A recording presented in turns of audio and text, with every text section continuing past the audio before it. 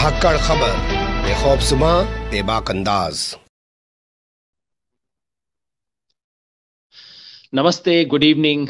आज की विशेष बातचीत उस सवाल के बारे में जिसका पूरे देश को इंतजार था, तो अब फाइनली लिख के आ गया। ये जो दस्तावेज मेरे हाथ में है, ये ये कवरिंग लेटर आया जी सरकार का, उसके साथ ये जॉइंट सेक्रेटरी पीएम किसान विवेक अग्रवाल हैं, उनका एक चिट्ठी आया सब किसान नेताओं के नाम, और उसके साथ ये 20 पेज का प्रस्ताव। अब 20 पेज देखने में लगेगा बहुत ज्यादा है, पर दरअसल ये एक पावर पॉइंट प्रेजेंटेशन है। पावर पॉइंट प्रेजेंटेशन के जो बुलेट पॉइंट्स हैं उनको सरकार ने एक कागज में डाल दिया है, छाप दिया है।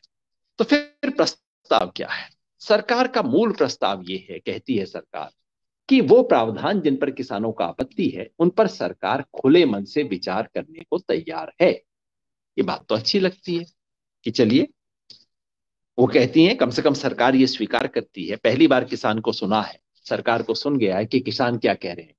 मुद्दा है कृषि सुधार कानूनों को निरस्त करना। चलिए, सरकार को निरस्त शब्द सुन तो गया, बहुत अच्छी बात है। फिर प्रस्ताव देती है कि सरकार खुले मन से विचार करने को तैयार है। बहुत अच्छी बात साहब, यहां तक पढ़ के मुझे लगा चलिए मन तो खुला, आंख खुली, कान खुला, मन खुला, ऐसी उम्मीद बनी। फिर उसके बाद 3 कानूनों का जिक्र करते हुए सरकार बताती है, हर स्पेसिफिक कानून पे बताती है कि क्या इसमें अच्छाई है। हमारी ऑब्जेक्शन के बारे में बताती है सरकार, सरकार उसके बारे में अपने दलील देती है, और अंत में एक प्रपोजल देती है।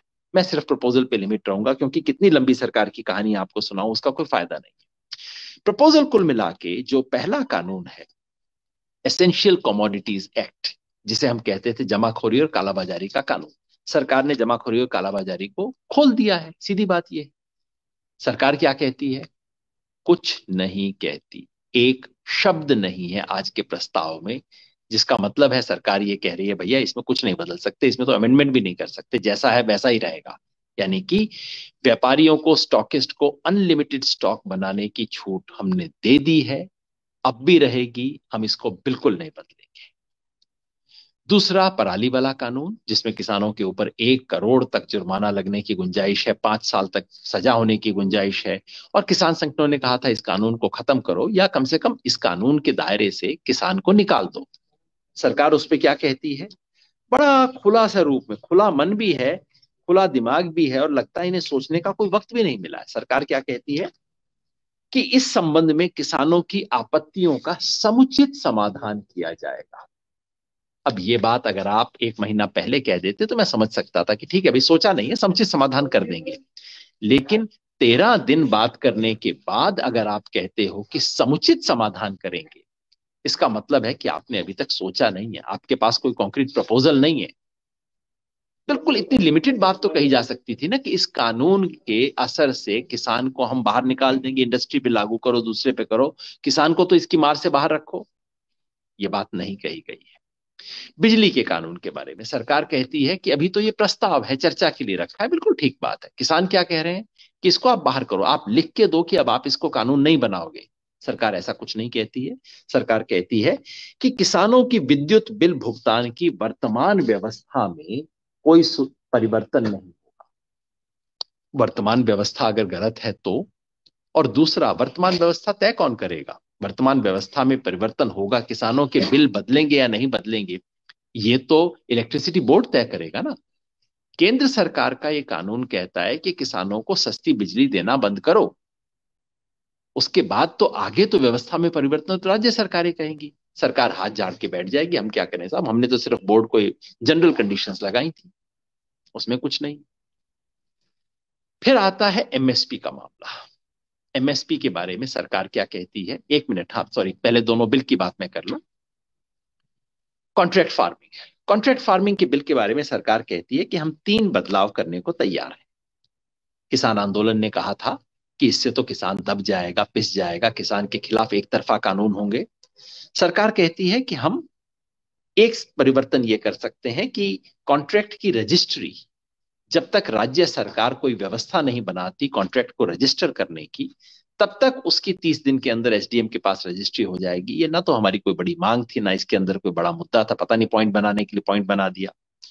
उसके बाद वो कहते हैं कि हम ये स्पष्ट कर देंगे कि जमीन या बिल्डिंग पर कोई लोन नहीं ले सकता, क्योंकि इसके बारे में डर था कि कॉन्ट्रैक्ट होगा, कॉन्ट्रैक्ट के अंदर कंपनी आपके कागज लेके उसके ऊपर लोन ले लेगी, फिर लोन चुकाने की जिम्मेवारी आपको आ जाएगी। पहले भी इसके बारे में थोड़ा प्रोटेक्शन था, सरकार कहती है इसको हम थोड़ा और स्पष्ट कर देंगे इसके प्रोटेक्शन को। और सरकार ये कहती है कि हम अगर आप चाहो तो लिख देंगे कि कुर्की नहीं होगी कॉन्ट्रैक्ट के तहत। ये वैसे कोई बहुत बड़ा मुद्दा था भी नहीं, पता नहीं क्यों कुछ जो मुद्दे हमने उठाए नहीं उसका सरकार जवाब देने को तैयार, काफी तत्पर नजर आ रही है। लेकिन जो बेसिक ऑब्जेक्शन कॉन्ट्रैक्ट फार्मिंग के बारे में था वो ये कि ये अनइक्वल कॉन्ट्रैक्ट है, अनइक्वल पार्टीज के बीच कॉन्ट्रैक्ट है। एक पार्टी लंबे लंबे अंग्रेजी के कॉन्ट्रैक्ट लिखेगी, उसके पास वकील होंगे, दूसरी पार्टी के पास कुछ नहीं होगा। सरकार ने हाँ ये और कह दिया कि अब आप कोर्ट कचहरी जा सकते हो, बहुत अच्छी बात है, लेकिन कोर्ट कचहरी जाने के लिए तो वकील चाहिए होंगे ना। ये जो अनइक्वल कॉन्ट्रैक्ट है इसकी व्यवस्था को आपने क्या किया है, इसके बारे में कोई जवाब नहीं, क्योंकि मूल भावना जो इस कॉन्ट्रैक्ट इस एक्ट की है उससे हमें ऐतराज था। और हम बार बार कह रहे हैं कि अगर किसी कानून में उसकी मूल भावना सही हो, बेसिक स्ट्रक्चर उसकी सही हो, उसमें आप अमेंडमेंट कर सकते हो, लेकिन जिसकी मूल भावना ही गड़बड़ है उसमें अमेंडमेंट से कैसे काम चलेगा। यहां मूल भावना है दो बिल्कुल अनइक्वल पार्टीज के अंदर कॉन्ट्रैक्ट करना। एक पार्टी कॉन्ट्रैक्ट लागू करवा सकती है, दूसरी नहीं करवा सकती।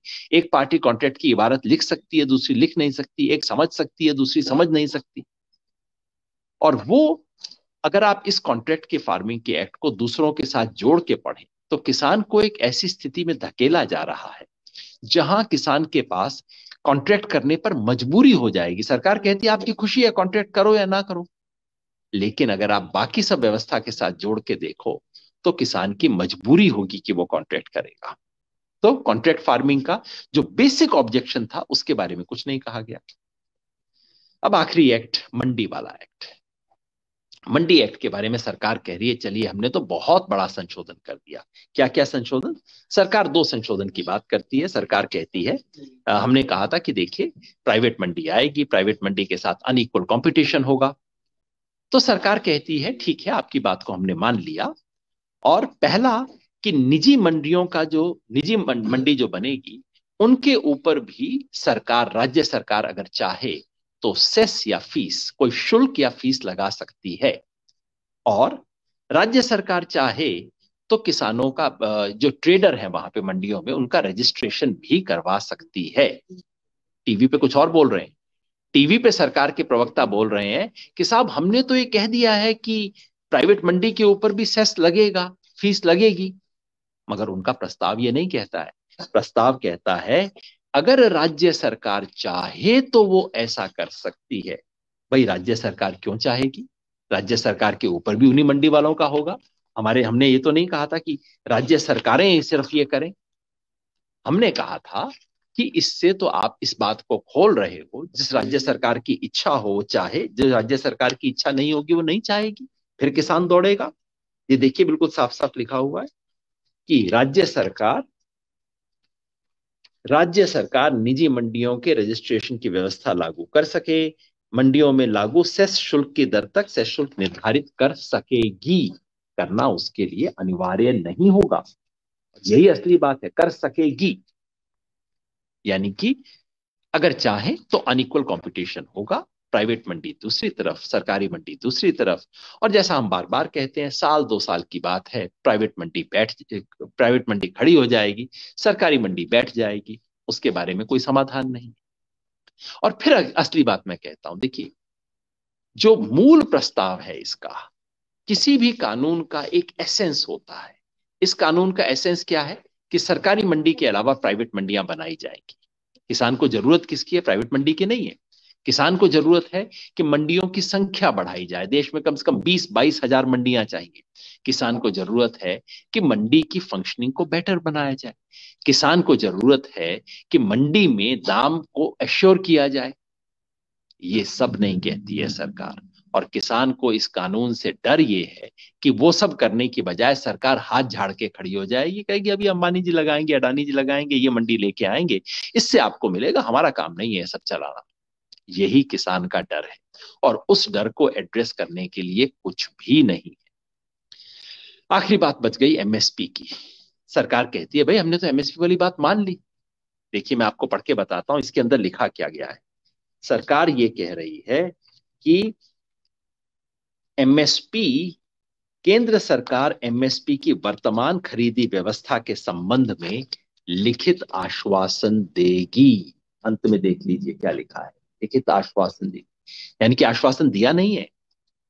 पहली बात, हमने मांगा था कानूनी गारंटी, सरकार कहती है लिखित आश्वासन।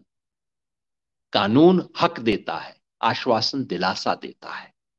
दूसरा, किसान संगठन कहते हैं एमएसपी वो हो जो कि स्वामीनाथन फार्मूले के हिसाब से हो, C2 + 50%, पूरी लागत पे का 1.5। सरकार उसका जिक्र नहीं करती। और सरकार सिर्फ ये कहती है कि आज की वर्तमान एमएसपी की जो व्यवस्था है, यानी कि आज जिस लेवल पे है उसके बारे में आश्वासन देगी। अगर ये बात कृषि मंत्री 1 महीना पहले कहते तो मैं कहता चलो ठीक बात कह दी, अब 2-4 दिन के अंदर बता देना करना क्या है। 13 दिन के बाद जब आप ये कहते हो तो इसका मतलब है कि आपका मन साफ नहीं है। अभी भी आपको ब्लैक एंड व्हाइट में ले आइए ना, क्या एश्योरेंस है, साफ लिख दीजिए कि ये हम कर रहे हैं। वो कहने को तैयार नहीं है।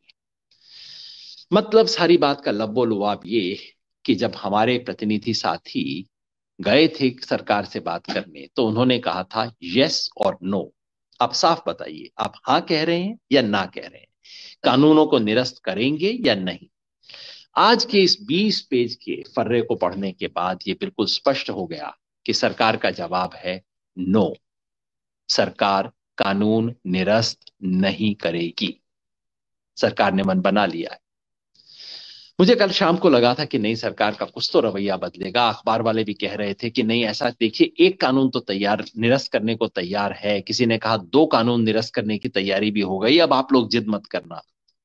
पता क्या लगा, खोदा पहाड़ निकली चुईया, और जैसे हिंदी में कहते हैं वो भी मरी हुई। तो जब ये प्रस्ताव हमारी बैठक में आया, और जिस कमरे से मैं बातचीत कर रहा हूं यही वो कमरा है जहां की हमारी मीटिंग हो रही थी, कोई 60-70 किसान प्रतिनिधि वहां पे बैठे थे, एक भी व्यक्ति उसके पक्ष में बोलने वाला नहीं था। सब व्यक्तियों ने सर्वसम्मति से तय किया और कहा कि नहीं, ये हमें मंजूर किसी भी हालत में नहीं है। इस प्रस्ताव को सबने खारिज कर दिया और कहा कि अगर ये आधार है तो इस पे आगे बातचीत नहीं हो सकती, तो 10 तारीख को अब कोई बातचीत नहीं होगी। तो फिर क्या रास्ता है? सरकार ने तो तय कर लिया कानून नहीं बदलेगी, सरकार ने तो तय कर लिया कि वो नहीं बदलेगी, तो अब क्या होना चाहिए? किसान संगठनों ने मिलकर तय किया है कि अब आंदोलन को तेज किया जाएगा, अब और कोई रास्ता नहीं है। जिन रास्तों से हरियाणा राजस्थान की तरफ से किसान अभी नहीं आए हैं, अब राजस्थान के अंदर चुनाव भी खत्म हो गया है, अब वो आएंगे, तो तैयारी कर रहे हैं कि तमाम बॉर्डर को मजबूत करें और देश के तमाम किसानों से अपील कर रहे हैं। मैं आपसे विशेष कर रहा हूं, अगर आप किसान हैं, किसान हितैषी हैं, किसान परिवार से हैं, तो अपने परिवार के एक सदस्य को आप दिल्ली इस मोर्चे पे जरूर भेजिए। किसान अपनी ऐतिहासिक लड़ाई लड़ रहा है। यह भी फैसला किया गया है कि जिन कंपनियों के हित के लिए कानून लाए गए उसके प्रतीक के रूप में रिलायंस कंपनी के तमाम मालों का बहिष्कार किया जाएगा, जियोफोन का बहिष्कार किया जाएगा। निर्णय यह हुआ है कि 12 तारीख को पूरे देश में जो टोल होते हैं ना, टोल प्लाजा, टोल फ्री कर दिया जाएगा। पूरा देश एक दिन के लिए टोल फ्री। किसानों को जिम्मेवारी दी गई है, आप सब अपने अपने इलाके में जाके एक दिन के लिए टोल को फ्री करवा दीजिए।